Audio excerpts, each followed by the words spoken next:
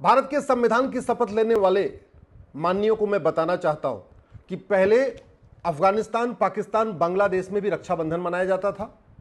अफगानिस्तान, पाकिस्तान, बांग्लादेश में भी शिवरात्रि होती थी।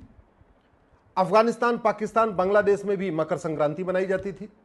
अफगानिस्तान, पाकिस्तान, बांग्लादेश में भी सूर्य की पूजा होती थी, चंद्रमा की पूजा होती थी, नदियों की पूजा होती थी, नदियों में लोग स्नान करते थे। अफगानिस्तान, पाकिस्तान, बांग्लादेश में भी हवन किया जाता था, नीम की, पीपल की पूजा होती थी, सनातन संस्कृति थी, सनातन धर्म का पालन होता था। और आज वर्तमान भारत में जो बचा हुआ भारत है, इस भारत में भी 9 राज्यों में, 200 जिलों में और 1500 तहसीलों में रक्षाबंधन नहीं मनाया जाता, शिवरात्रि नहीं मनाई जाती, मकर संक्रांति नहीं मनाई जाती, सूर्य चंद्रमा की पूजा नहीं होती, यज्ञ हवन नहीं होता है, नदियों में स्नान नहीं करते, नदियों की पूजा नहीं होती है। ये बहुत बड़ा खतरा है हमारे लिए। और सबसे बड़ी बात, आखिर क्या कारण है कि जहां पे 99% सनातनी रहते हैं, जिस गांव में, जिस मोहल्ले में 99% सनातन धर्म को मानने वाले हिंदू, जैन, बौद्ध, सिख रहते हैं, वहां 1% अगर कोई विदेशी पंथ को मानने वाला रहता है तो भी आराम से रहता है। लेकिन वहीं दूसरी तरफ जहां पे एक समुदाय विशेष 50% हो जाता है, जिस गांव में, जिस मोहल्ले में, वहां पे हिंदू, जैन, बौद्ध, सिख को पलायन करना पड़ता है। आखिर क्या कारण है कि जिस गांव मोहल्ले में 99% हिंदू, जैन, बौद्ध, सिख रहते हैं वो भी शांत रहता है, लेकिन जहां पे 50% भी समुदाय विशेष हो जाता है वो अशांत हो जाता है, संवेदनशील हो जाता है? आखिर क्या कारण है कि जहां 99% हिंदू, जैन, बौद्ध, सिख रहते हैं वहां 1% भी विदेशी पंथ को मानने वाले आराम से रहते हैं, उनको मजबूर नहीं करता पलायन करने के लिए। लेकिन जहां एक समुदाय विशेष 50% हो जाता है वहां पे हिंदू, जैन, बौद्ध, सिख को पलायन करना पड़ता है। आप भी मानते हैं, मैं भी मानता हूं कि हर मजहब में 99% लोग अच्छे होते हैं, 1% बुरे होते हैं। लेकिन सवाल वही है कि जब 1% बुरे लोग हिंदू, जैन, बौद्ध, सिख के ऊपर अत्याचार करते हैं, बहन बेटियों से बलात्कार करते हैं, उनका घर जलाते हैं, उनका खेत खलिहान पे कब्जा करते हैं, उनकी मकान दुकान पे कब्जा करते हैं, तो ये 99% लोग उनके खिलाफ क्यों नहीं आते? अफगानिस्तान में हिंदू, जैन, बौद्ध, सिख पे जब अत्याचार हो रहा था तो जब 1% लोग अत्याचार कर रहे थे तो 99% उनकी मदद क्यों नहीं कर रहे थे? आखिर वो भी तो पड़ोसी थे ना। पाकिस्तान में 1947 में जब अत्याचार शुरू हुआ, बलात्कार शुरू हुआ, आगजनी शुरू हुई, तो जो 99% अच्छे लोग थे वो हिंदू, जैन, बौद्ध, सिख की मदद करने के आगे सामने क्यों नहीं आए? अभी बांग्लादेश में जो 99% अच्छे लोग हैं वो हिंदू, जैन, बौद्ध, सिख की मदद क्यों नहीं कर रहे? कश्मीर में जब 1990 में नरसंहार हो रहा था तो वो जो 99% अच्छे लोग हैं वो 1% लोगों का विरोध करने क्यों नहीं आए? और आज तक उन्होंने क्यों नहीं कहा कि भैया तुम अपना घर छोड़ के चले गए हो, मकान छोड़ चले गए हो, दुकान छोड़ चले गए, आओ अपने घर में रह लो? वो 99% आज भी क्यों नहीं बुला लेते उन पुराने जो वहां से हिंदू, जैन, बौद्ध, सिख पलायन किए कश्मीर से?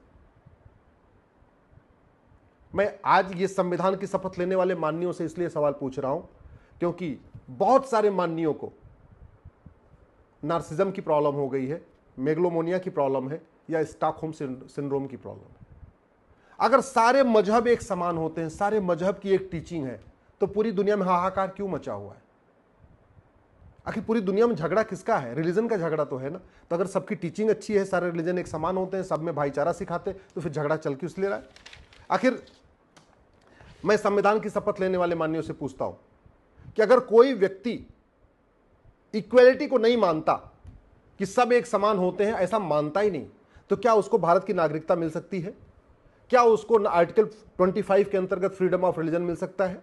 क्या ऐसे व्यक्ति को भारत में घूमने टहलने की आज़ादी मिल सकती है और सबको ये कहने की आज़ादी मिल सकती है कि जो हमारे रिलीजन को माने वो तो ठीक है, जो नहीं माने वो ठीक नहीं है, उसको कन्वर्ट किया जा सकता है?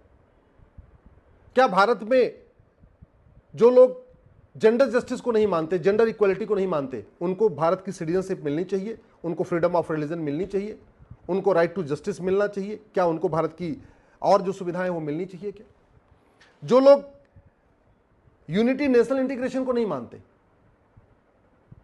जो लोग फ्रेटर्निटी को नहीं मानते या फ्रेटर्निटी एमंग रिलीजन मानते हैं, यूनिटी एमंग रिलीजन मानते हैं, यूनिवर्सल फ्रेटर्निटी नहीं मानते, यूनिवर्सल इक्वलिटी नहीं मानते, यूनिवर्सल जस्टिस नहीं मानते।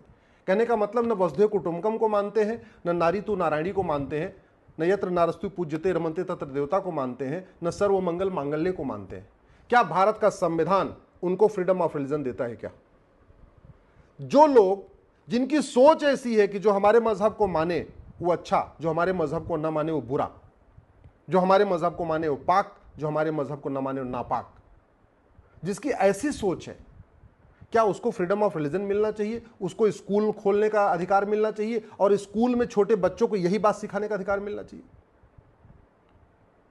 जिस रिलीजन में डेमोक्रेसी का कॉन्सेप्ट ही नहीं है, डेमोक्रेसी बिल्कुल हराम है, क्या उसको भारत में फ्रीडम ऑफ रिलीजन मिलना चाहिए और स्कूल खोल के यह बात सिखाने का अधिकार मिलना चाहिए? आर्टिकल 13 क्या कहता है कि न कोई कुरीति होगी, न कोई कुप्रथा होगी। जो लोग कुरीति को ही अपनी रीति कहते हो, कुप्रथा को ही अपनी प्रथा कहते हो, जो लोग माता पिता को एक समान नहीं मानते, भाई बहन को एक समान नहीं मानते, पति पत्नी को एक समान नहीं मानते, क्या उनको भारत की सिटीजनशिप मिलना चाहिए? क्या उनको भारत में फ्रीडम ऑफ रिलीजन मिलना चाहिए? क्या उनको स्कूल खोलने की यही बात अपने स्कूलों में सिखाने की परमिशन मिलनी चाहिए क्या? आखिर हम कब तक ऐसे सवालों से भागेंगे? हम कब तक ये बात एक झूठी चीज को लेकर आगे ढोते रहेंगे कि मजहब नहीं सिखाता आपस में बैर रखना? सच्चाई तो ये है, मजहब ही सिखाता है आपस में बैर रखना। मजहब ही आपस में बैर रखना सिखाता है, इसलिए अफगानिस्तान, पाकिस्तान, बांग्लादेश में हिंदू, जैन, बौद्ध, सिख खत्म हो गए। मजहब ही सिखाता है आपस में बैर रखना, इसलिए पाकिस्तान में हिंदू, जैन, बौद्ध, सिख खत्म हो गए। मजहब ही सिखाता है आपस में बैर रखना, इसलिए बांग्लादेश में पिता के सामने बेटी का बलात्कार हो रहा है, पति के सामने पत्नी का बलात्कार हो रहा है, भाई के सामने बहन का बलात्कार हो रहा है और बच्चे के सामने मां का बलात्कार हो रहा है। मजहब ही सिखाता है आपस में बैर रखना, इसीलिए कश्मीर में बहन बेटियों के साथ दिन दहाड़े बलात्कार हुआ था, उनकी हत्या हुई थी। मजहब ही सिखाता है आपस में बैर रखना, इसलिए कश्मीर से पलायन हुआ था। और मजहब ही सिखाता है आपस में बैर रखना, इसलिए भारत के 9 राज्यों से हिंदू, जैन, बौद्ध, सिख खत्म हो गए। भारत के 800 जिलों में से 200 जिलों में हिंदू, जैन, बौद्ध, सिख खत्म हो गए। भारत की 6000 तहसीलों में से 1500 तहसीलों में हिंदू, जैन, बौद्ध, सिख खत्म हो गए। या तो कन्वर्ट कर उनका कन्वर्जन हो गया और या तो उन्होंने पलायन कर लिया, अपनी जान बचा के, अपनी इज्जत बचा के, अपना धर्म बचा के उन्होंने पलायन कर लिया। मजहब ही सिखाता है आपस में बैर रखना, इसीलिए सिख पंथ बना था। मजहब ही सिखाता आपस में बैर रखना, इसीलिए 2 साहिबजादों को, छोटे छोटे साहिबजादों को जिंदा दीवार में चिनवा दिया गया था। मजहब ही सिखाता आपस में बैर रखना, इसलिए हमारे पूर्वजों का उनकी निशंस हत्याएं की गई। उन्होंने धर्म के लिए बलिदान दिया अपना। और फिर हम आज की डेट में ये संविधान की शपथ लेने वाले नार्सिज्म, मेगलोमोनिया और स्टॉकहोम सिंड्रोम से पीड़ित लोग कह रहे हैं कि सारे all are equal, every religion is equal. कैसे इक्वल हो गया? क्या सारे रिलीजन में वसुधैव कुटुंबकम की बात है क्या? क्या सारे रिलीजन में अष्टांग योग सिखाया जाता है क्या? क्या सारे रिलीजन में सर्वमंगल मांगल्य सिखाया जाता है क्या? क्या सारे रिलीजन में राष्ट्र प्रथम सिखाया जाता है क्या?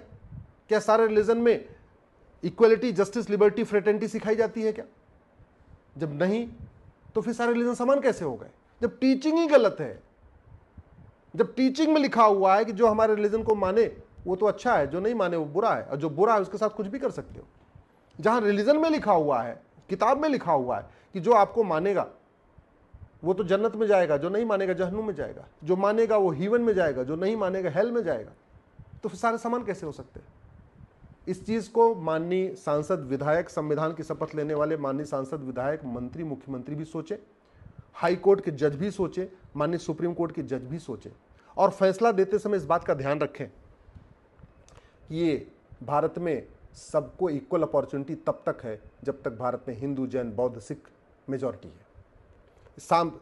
हाई कोर्ट के जज और सुप्रीम कोर्ट के जज इस बात का ध्यान रखें कि सुप्रीम कोर्ट का सम्मान यहां तब तक है जब तक हिंदू, जैन, बौद्ध, सिख मेजॉरिटी में है। नहीं तो अफगानिस्तान में सुप्रीम कोर्ट की क्या हालत है, पाकिस्तान में सुप्रीम कोर्ट की क्या हालत है, और अभी कुछ दिन बांग्लादेश में सुप्रीम कोर्ट के चीफ जस्टिस को इस्तीफा देना पड़ा। क्यों करना पड़ा आप भी जानते हैं।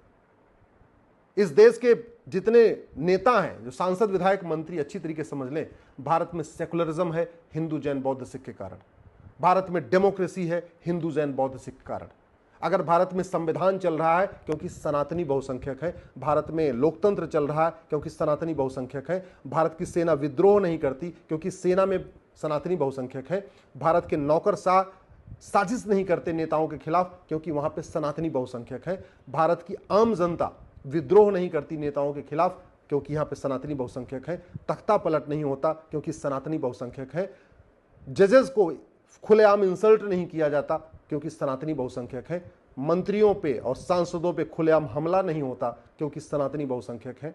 इसलिए कानून बनाने वाले सांसद और विधायक और कानून की व्याख्या करने वाले हाई कोर्ट के, सुप्रीम कोर्ट के जज इस बात का ध्यान रखें कि कैसे सनातन मजबूत होगा। अगर आपके गलत निर्णयों के कारण सनातन कमजोर होगा तो याद रखिएगा आने वाली पीढ़ियां आपको माफ नहीं करेंगी। आज आप जो फैसला देना हो दे लीजिए, आपको जो कानून बनाना हो बना लीजिए, लेकिन आने वाली पीढ़ियां माफ नहीं करेंगी। इसलिए कानून बनाइए तो सनातन को मजबूत करने के लिए, और हाई कोर्ट सुप्रीम कोर्ट में फैसला करिए तो सनातन को मजबूत करने के लिए, भारत की संस्कृति को मजबूत करने के लिए, भारत की परंपरा को मजबूत करने के लिए, भारत के ज्ञान विज्ञान को मजबूत करने के लिए। अगर ये दिमाग से निकाल दीजिए कि सारे रिलीजन समान होते हैं, सबकी टीचिंग समान होती है, सारे रिलीजन में इक्वलिटी सिखाई जाती है, ये सबसे बड़ा फेक नैरेटिव है। और इस फेक नैरेटिव में हमारे सांसद विधायक मंत्री फंस चुके हैं, इस फेक नैरेटिव में हाई कोर्ट के, सुप्रीम कोर्ट के जज फंस चुके हैं। बहुत सारे माननीयों को नार्सिज्म की बीमारी हो गई है, बहुत सारे माननीयों को मेगलोमोनिया की बीमारी हो गई है, बहुत सारे माननीयों को स्टॉकहोम सिंड्रोम है, और इसीलिए वो देश को कहीं न कहीं नुकसान कर रहे हैं।